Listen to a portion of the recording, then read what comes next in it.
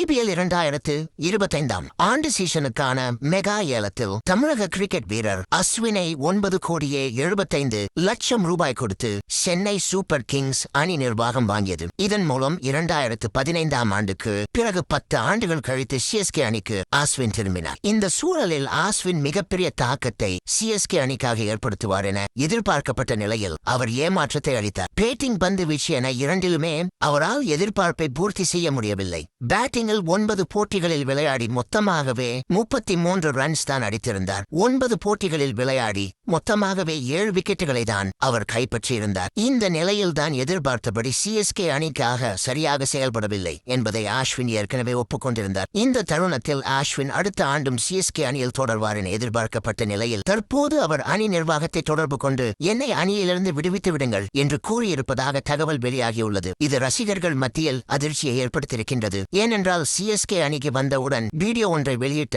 அஸ்வின், நான் நீங்கள் எதிர்பார்க்காத அளவு CSK அணிக்காக அதிக ஆண்டு விளையாடுவேன் என்று கூறியிருந்தார். ஆனால் ஒரு சீசன் தான் முடிவடைந்த நிலையில் நான் CSK அணியை விட்டு வெளியேறப் போகிறேன் என்று அவர் கூறியிருப்பது ரசிகர்களை ஏமாற்றமடைய செய்திருக்கிறது. இந்த நிலையில் ராஜஸ்தான் அணியிலிருந்து சஞ்சு சாம்சன் CSK அணிக்காக வரவுள்ள நிலையில் ராஜஸ்தான் அணி அஸ்வினை மீண்டும் கேட்பதாக தெரிகிறது. இதை அறிந்து கொண்ட அஸ்வின் தான் மீண்டும் ராஜஸ்தான் அணிக்கு செல்ல இருப்பதாகவும் இதனால் என்னை விடுவித்து விடுங்கள் என்று அஸ்வின் கூறியதாகவும் தெரிகிறது. சஞ்சு சாம்சனுக்கு பதில் அஸ்வின் சென்றால் அது CSK அணியின் பலத்தை மேலும் அதிகரிக்கத்தான் செய்யும் தவிர பலவீனப்படுத்தாது என்று கிரிக்கெட் வல்லுநர்களும் தெரிவித்துள்ளனர். எனினும் அஸ்வின் தானாக செல்கிறாரா, இல்லை அணியில் அவருக்கு ஏதேனும் அவமரியாதை ஏற்பட்டதா என்று ரசிகர்கள் கேள்வி எழுப்பியுள்ளனர்.